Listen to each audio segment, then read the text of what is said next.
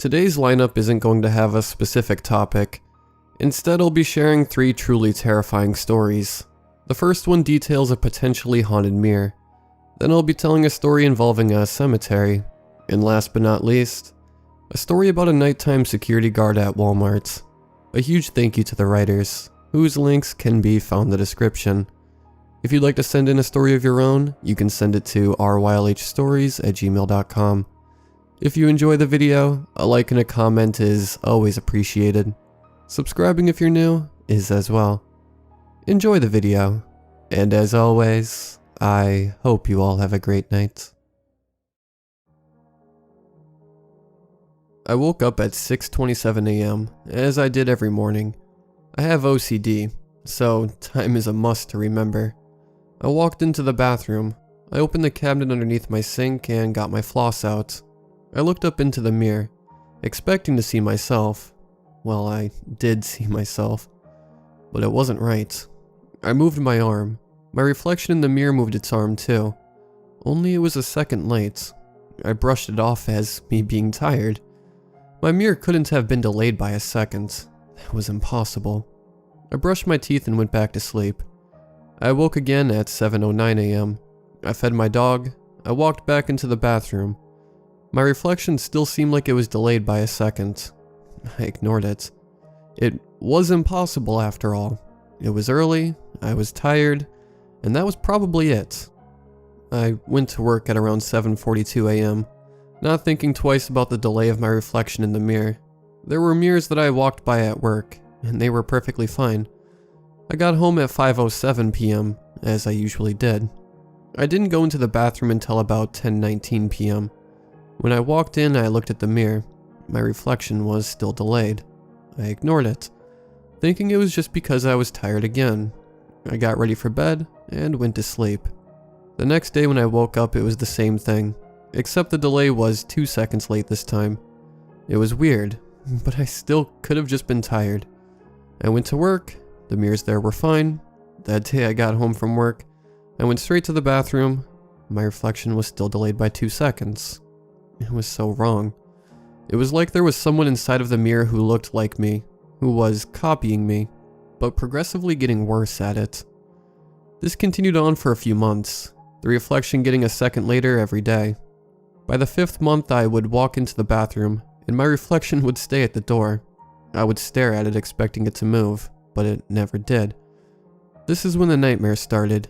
I would dream of me walking into the bathroom, and my reflection would follow me. I'd look down to get my toothbrush, but when I'd look up, my reflection wouldn't be doing what I was doing. It would stare at me for a couple of seconds, then its mouth would turn into an impossibly wide grin. The grin would slowly open up, revealing teeth, and in an instant, it would stick its arm through the mirror, breaking it. It would grab me and shove me against the wall, and then onto the floor. It would rip my hands off and then eat them. It'd continue to do the same to my feet, arms, legs, and then head. I would die once it pulled my head off my neck and wake up. I dreaded walking into that bathroom after that. About 3 weeks after the nightmare started, it happened. I walked into the bathroom. My reflection didn't stop at the door. It followed me. It followed whatever I did.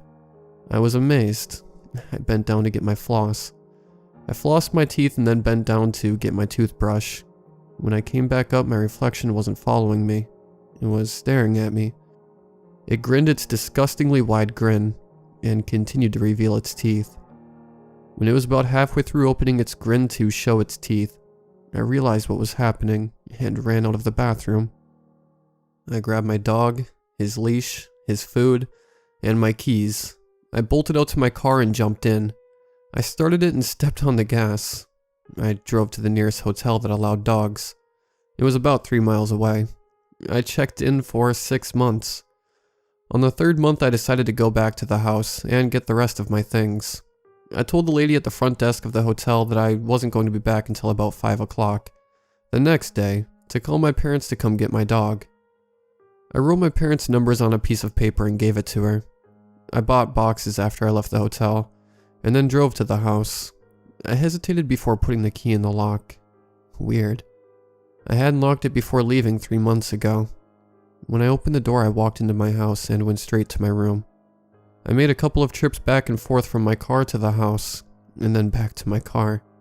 I had everything I needed, but I wanted to do a quick sweep of the house before leaving for good, making sure I didn't leave anything important. I was walking back to the front door when I froze in front of my bathroom door. I didn't walk in. I never even looked into the room.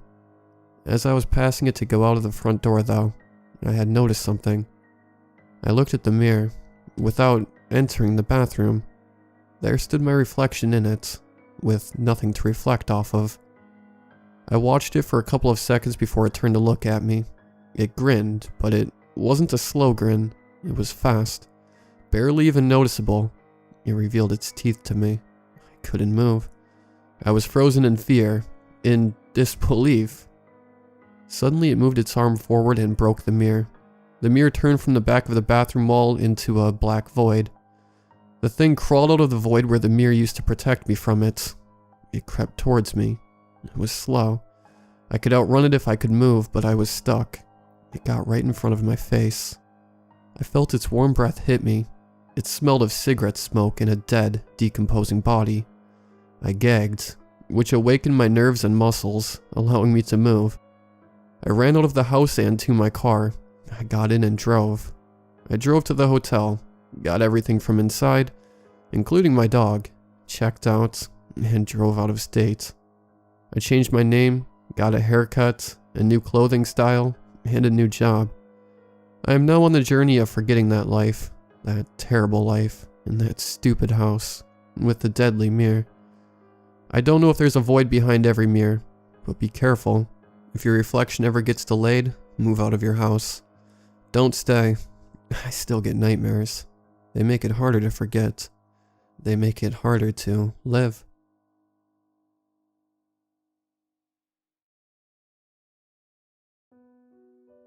What I am about to do is not so much tell a story, but recall the memory of an event. This happened about 10 years ago, so some details are a little fuzzy. However, I still recall the main incidents very clearly, and probably will for the rest of my life. I know this is how a lot of creepypastas start, and there is nothing I can do to convince you what I'm about to tell you is real, but I'm not going to let that stop me from telling the story of the most terrifying and stupid decision I've made in my life. I've written a few horror stories before, but nothing I've dreamed up can compare to the absolute dread I felt that night about a decade ago. I'll start off by saying that Pinewoods Cemetery is not the real name of the place. That's the name the locals of the area call it. I won't say the real name, because I don't want people to go there for two reasons. The first one is that it has a very long history of vandalism, so cops will arrest you on the spot, and the owners of the place will press charges, whether you were there to vandalize or not. The second reason is that I've talked about what my friends and I saw there to people more knowledgeable about the occult and spirit world, and they've told me that the things we saw and heard were far from harmless.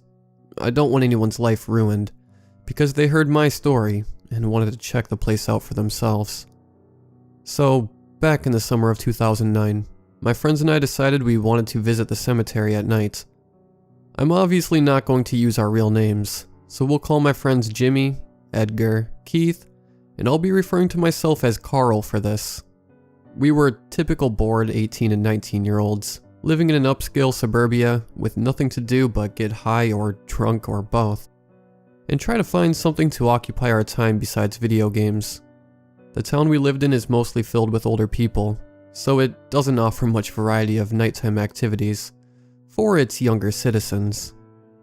Edgar and I were, and still are, very big fans of horror things. One night in late May, I believe, after we had smoked a bunch of pot and were just hanging out, he suggested something. He told me that he and some other friends of ours had previously gone to this place called Pinewoods Cemetery, a supposed hotbed of spiritual activity. I wasn't buying it at first, but then he showed me a picture on his phone from the last time he'd been there. In the picture, at the bottom of the frame, you could see some of his head and our friend Bill's head. They are at one of the cemetery famous spots, a headless statue of an angel. They were there that night, and this was the era of flip phones, so they had to use the phone's flash in order to get the picture. When I first saw the picture, a chill ran down my spine. though I was far too proud and stupid to let it show. Behind my two friends' heads was the statue, and through a combination of the natural darkness of night and mixed with the shadows created by the phone's flash, the inky blackness took shape of a human skull. This skull wasn't a fully formed skull, as it was missing the lower jaw, but there was no mistaking the black outline of a cranium, cheekbones, and even the upper jaw, where some teeth could be seen. There were even eye sockets and slits for where the nose should be, and those were filled with the dull gray of the statue that stood behind the two. To this day, that photo is still the freakiest thing I've seen in my life. I immediately agreed we had to go. Now, up to this point, I had been some sort of hunting ghosts for a long time. I had a morbid curiosity, and had tried various things from Ouija boards to seances, to try and make contact with the dead. Nothing had worked up to that point, and it had been a while since my desire to find proof of life beyond death had bubbled up to my conscious mind. After seeing my friend's photo, a new spark ignited, and I immediately started making plans for the trip. Edgar and I managed to convince our friends Jimmy and Keith to come along. Neither were as much into horror as we were, but it was something to do on a Saturday night, and it would be a good excuse to get out of our boring town and do something that might actually be exciting. So near the end of May, after Edgar, Keith, and I smoked some pot, we hopped in Jimmy's car and began our first excursion to Pinewoods. I know now that diving into the world of the occult and spirits, when you aren't sober, is stupid to say the least. But we were young and dumb, and I don't think any of us truly believed Pinewoods was haunted. Sure, we'd heard spooky stories about the place, and had some other friends who'd been there to tell us about their freaky experiences. But no one ever said, yeah, I went there and saw a ghost. Even Edgar, who'd been there before, said he never saw anything, though he did say he had a creepy feeling the entire time he was there. Our first trip to the cemetery did not go exactly as planned. When we got to the place, we managed to find a back street to pull onto and park. As we began walking towards the cemetery, and got to the main road that separated us from the long, dilapidated stone wall, a local cop pulled up in front of us, blocking our route across the street to the cemetery. Luckily, Jimmy didn't smoke dope, and was completely sober while driving that night, or else we could have been in some serious trouble. "How you boys doing tonight?" the cop asked when he rolled down his window. Being the sober one, Jimmy was automatically our leader, and spoke for all of us. Luckily, he knew that, and responded immediately. "We're doing alright, officer. Just out for a walk." The officer nodded with a knowing smirk. He knew why we were there. "Not going into that cemetery, are you?" "No, sir." "Good. 'Cause I'd have to arrest every single one of you if you did. Where are you boys from?" Jimmy told him the name of our town. "Well, why don't you do everyone a favor? Get back in your car and drive on home." "Alright, sir." With that, he followed us back to Jimmy's car, and even went so far as to follow us to the edge of his jurisdiction, making sure we didn't turn around and try to go back that night. We were dismayed, but not defeated. If we couldn't go in that night, we planned a future endeavor. So about 2 or 3 weeks later, we were back in Jimmy's car and headed back to Pinewoods Cemetery. This time we took extra care. We went on a Wednesday, as last time we had tried it on a Friday, and we figured that police wouldn't expect people to try and get in the middle of the week. Also, we found a more secretive back road that was on the same side of the road as the cemetery, so we wouldn't have to cross the main road in order to reach the place. We parked on the side of the back road, got out and stretched our legs, and made our way to Pinewoods. Our first stop was the mausoleum, a structure located near the front of the cemetery. Luckily, it was far enough away from the main gate that we had no worries about being seen by passing police spotlights. We still had to be quiet, but we were naturally silent as well. We didn't want to miss out on any of the supposed spooky sounds we would hear in the cemetery. We did hear spooky sounds that night, and I will never forget what we heard for the rest of my life. But I'm getting ahead of myself. The reason for the visit to the mausoleum was because it is rumored that it housed a couple of satanic rituals, maybe even a few sacrifices. At least that is what Edgar told us. I don't know how the others felt when they entered that place, but I felt far colder than I had been just a few moments before on that warm summer night. Looking around with our flashlights, we could see that the building was almost in ruin, with a large portion of the ceiling open and one of the walls being very old and worn. Then our beams of light came upon the writing. I'm not very good at second languages. I stink at trying to pronounce words in French or Spanish. That is why I took Latin in high school, as I knew I would never have been able to speak or even try to understand it being spoken to me. I'm also not very good at remembering all the vocab words, but I knew enough to tell the writing in front of us was in Latin. I could tell enough, though, I didn't know all the words, that there were some very dark and menacing sentences written there, with some dark red medium as the ink that stained into the very stones. Also, the upside down crosses and upside down pentagrams made the subject of the writing very clear. We didn't stay long, and soon made our way down the path to the headless angel statue, Edgar in front as our guide. The path leading to the headless statue had a large number of trees growing on the sides. They grew high, and in the darkness of night, without the light from our flashlights, I could not see the tops of them. Yet they seemed to be more of a cage, blocking out any light from the moon or the stars, creating a tunnel of darkness that gave me creeps. The fact that even though it was a warm summer night, we heard no crickets, no animals, no night birds, just the sound of our feet crunching on path. While I was still mostly excited about being there, a growing fear was slithering into my brain, and I began to wonder if it was a good idea that we were even there. We were on the path for about 5 minutes before a clearing opened up before us. The clearing was about 50 yards long and about 35 yards wide. The path continued across the clearing, and it continued on into another tunnel of darkness, formed from the trees like the one we had just exited from. The path, and us on it, were on the far right side of the clearing. Looking left, we saw that the flat earth actually rolled up about 2 feet to create a slightly raised area, about halfway through the clearing to the far left side, where the woods created a clear barrier.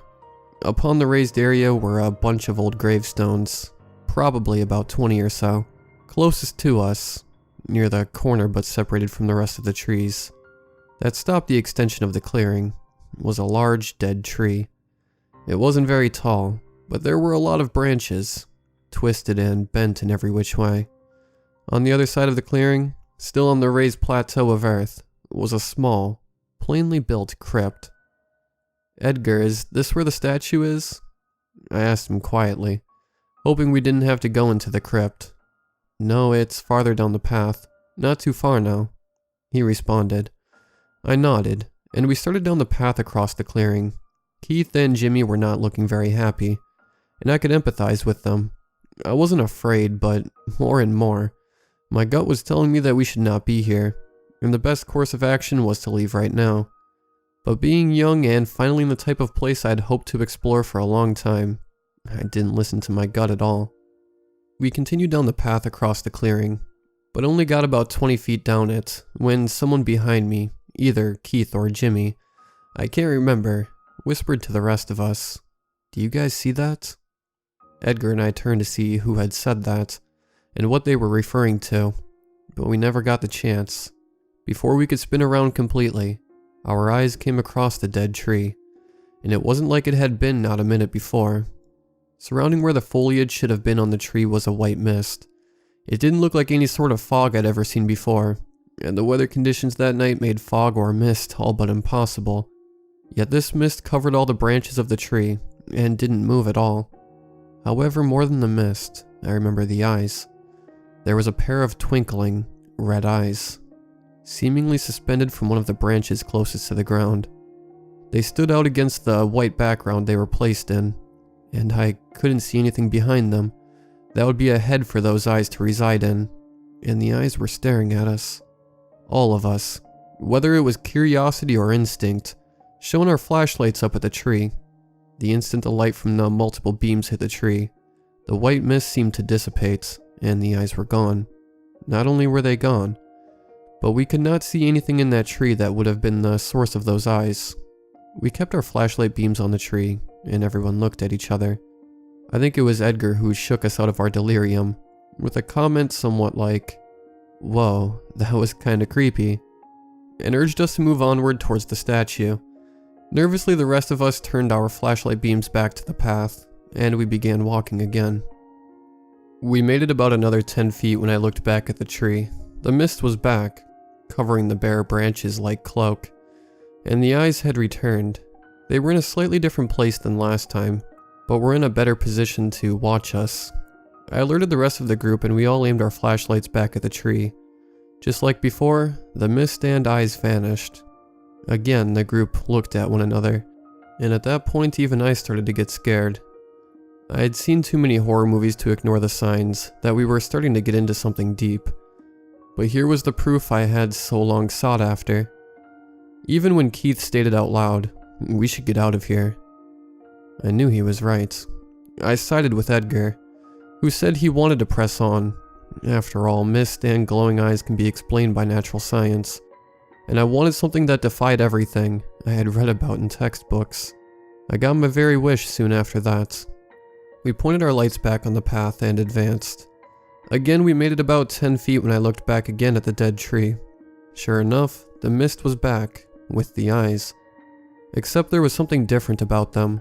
The 2 previous times I had seen them, even though they were red and scary, they didn't look hostile. It felt more like whatever was seeing through them was observing us. The most akin feeling I can conjure is the feeling when you're entering or leaving a store, and the security guard, who thinks you're going to steal or have already stolen, watches you pass. But that 3rd time, the eyes looked angry. Very, very angry. The 4 of us shone our lights across the tree again, but this time, nothing happened. The mist remained. The eyes continued their enraged stare at us. And now for sure, due to the light beams, we could see there was no skull or anything, man or beast, that housed those gleaming lights within it. It was then as well that we heard the baying of hounds in the distance.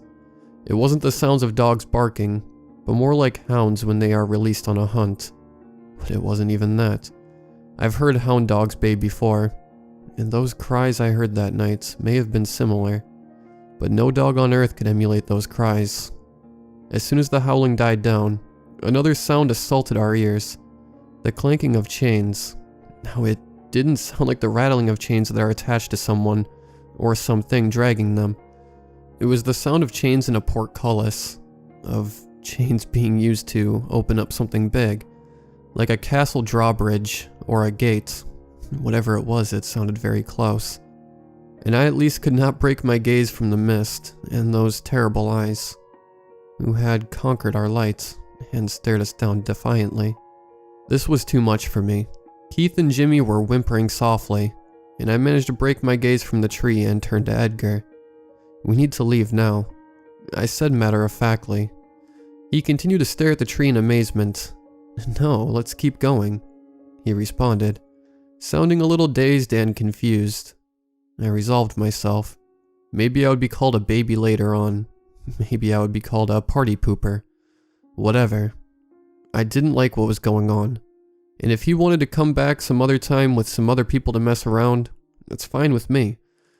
While I was there, however, I wasn't going to take any chances of anything happening to me or my friends. I grabbed him by the shoulder, turned him around to look at me, and almost shouted, "Edgar, we need to get out of here now." Edgar nodded slowly in agreement. Maybe it was because he saw that Keith, Jimmy, and myself were freaked out. Maybe I had loosened some sort of hold over him. To this day, I don't know. We 4 don't exactly talk about this in casual conversation. But after his nod, and the acknowledgement from Keith and Jimmy that all 4 of us were leaving, we sprinted out of the cemetery. I've never run so fast in my life, and I don't think I will ever reach that top speed I achieved with my want to leave that place and never return. We all had one last scare as we left where we had come in, and were still running for Jimmy's car. We could see the lights down the road of the patrolling cop car, and they had a spotlight shining out into the cemetery. Luckily, we all weren't panicked enough to just run out in front of them, and we all dropped to the ground. I don't know how they didn't see a single one of us, but they didn't. And as soon as they had gone down the road, we were all back up and running to the car. So, there's the story. Life went on. I moved out of my home state to go across the country for college. I'm still friends with Edgar, Jimmy, and Keith. But as I said before, we don't really talk about our trip there. We see each other rarely enough as it is. There are far more pleasant topics of conversation. There are a few more facts I learned about Pinewoods Cemetery over the years, however. I learned that the cemetery had another name, besides Pinewoods given to it. The Gateway to Hell. I also learned a few years after our trip that Edgar, when he had previously visited the cemetery with friends, had been drunk when he did so, and in his stupor, decided to mess with a gravestone or two while he was there. I still love paranormal things, I still love horror movies, and I still love exploring. The state I reside in now has its fair share of ghosts and horrors, and things that go bump in the night, and I have experiences with them here. Still, nothing has matched the soul-chilling terror I felt in Pinewoods, in those moments before we began to run. In a few of my stories that I've written, I've talked about the characters being in the presence of evil, and how they feel in its company, but I've never been able to find the right words to truly describe what you feel, what you think, when you see the glowing red eyes of the abyss looking back at you. Don't go to Pinewoods Cemetery. I can't make you believe me about what I experienced, but at the very least, don't risk getting in trouble by the cops. Spending some time in jail is not worth going into a place you shouldn't even try to visit in the first place. I imagine, however, that if you do go, and you meet whatever were making those horrible cries in the night, and you come face to face with whatever was lurking beyond that chain gate that lay somewhere in the dark of that infernal place, jail will seem like a heaven that is just out of reach.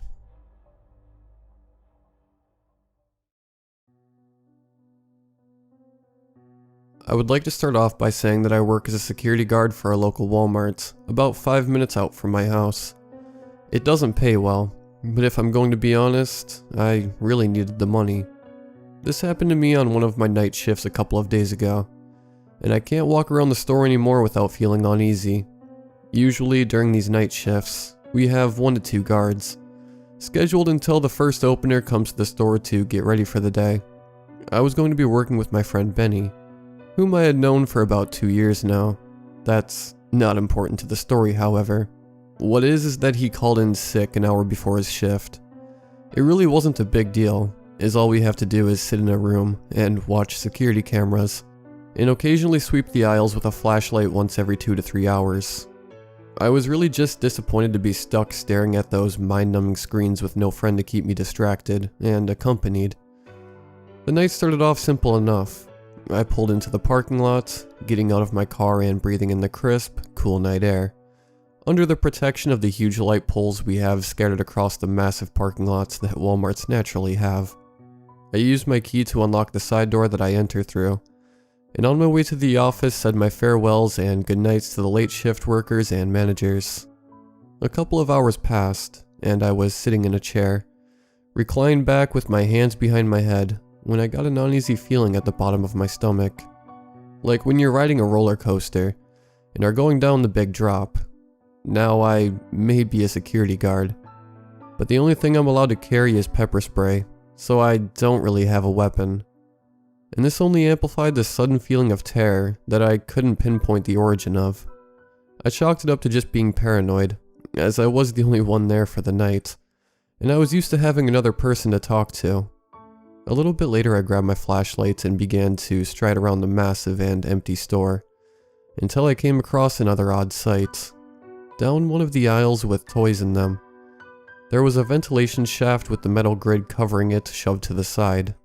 Now at this point, you're probably thinking the same thing I am, being that someone broke in through there, but there was a note in the manager's office saying that the air conditioning malfunctioned, and for the next couple days it was going to be worked on for repairs. I chalked it up to this being the reason for the open vent, and went back to my office. However, I'm a naturally paranoid person, and about 10 minutes later I ended up going back to the vent to close it up before realizing something. Every other vent had been pushed aside like the one in the toy aisle. Now honestly, this didn't raise any feeling except annoyance, so I just gave up on closing it and assumed they were all needed for the air conditioning repairs. Looking back at the screens, I saw that a car had appeared in the parking lot under one of the light poles. We have a strict no loitering policy, and I'm supposed to order people to leave as the parking lot is not for free overnight use. I walked out the side door and looped around to the parking lot, up to the car's front driver's side window. I shined my flashlight inside, but it was empty. This was even more strange because I just saw the car pull up a minute ago, and I couldn't find a reason why someone would be out here as it was around 2 in the morning. I went back inside and was returning to my office to call the towing company when something stopped me dead in my tracks. As I passed by the meat aisle, I saw him, a tall, lanky man, maybe around 6 feet, standing completely still, facing the ground beef and steaks. Now I'm a pretty decently sized and well-built man, but the sight of this thing made me feel something that I can only describe as absolute terror. He sat there, silent and still, for what felt like an hour. As I stood behind one of the aisles watching him, through one of the metal beams in front of him in the meat display, I could see his reflection. It was a bony, contorted, and elongated face, his mouth barely hanging open to reveal a toothless smile. I decided that no matter how creepy and weird this entire situation was, it was my job to make him leave. I was about to gain the courage to walk up to him when he did something that I will never be able to scrape from the surfaces of my mind. He quickly grabbed one of the steaks from in front of him, tearing open the plastic packaging and shoving the entire raw steak into his mouth, making these sharp grunting and lip-smacking noises, accompanied by a horrifying symphony of moaning noises, as both his eyes rolled into the back of his head while attempting to choke the steak down. I was so horrified that I almost vomited, as he stood there completely silent again, utterly silent. I was terrified at this point, and stood in shock for what was probably another 5 minutes. The man not moving an inch. I decided that it was a job for the police, as I had a really bad feeling this man wouldn't respond kindly to me asking him to leave. The man suddenly grabbed another steak and began to viciously tear off the packaging when he instantly stopped, the steak being raised to his mouth. Then in complete horror, I realized he could see my reflection in the metal bar. He let out a high-pitched shriek as he turned around and began barreling towards me. I turned and was running back to my office, but this dude was really fast and was going to get me before I could close the door. I turned sharply into one of the aisles and ran into the pitch-black bathroom, hiding in one of the stalls. I could hear slow and pronounced footsteps enter in the room, echoing off the enclosed walls of the bathroom. My worst nightmare turned to reality when I heard the creak of the stall doors opening one by one, until the one in front of me opened. I was shaking profusely, and couldn't even see a foot in front of me, when I heard the door to the bathroom slowly creak shut. I waited maybe 5 minutes before opening the door, and sprinting into my office, locking the door, and calling 911. They arrived maybe 10 minutes later, combing the store but finding nothing. I had all of us watch over the security cameras, but the footage of the time period that the man was in the store just wasn't there. I had just told them that someone had broke in, not the living hell that I had witnessed, out of fear that they may think I'm crazy. The cameras that we had in the parking lots had been broken for almost a year now, so naturally, the car had disappeared along with the man. The police said that there was nothing they could really do, and said I'm lucky that only a few steaks were missing, and that I didn't encounter a dangerous situation. I felt sick to my stomach, but all I could really do is go home and try to sleep. And every night shift from here on out, I make sure that I have a partner to keep me company. That night was terrifying, and quite frankly, I don't expect anyone to believe me, but I needed to get it off my chest. To anyone out there working a job in security, please be extra careful on your job, and good luck.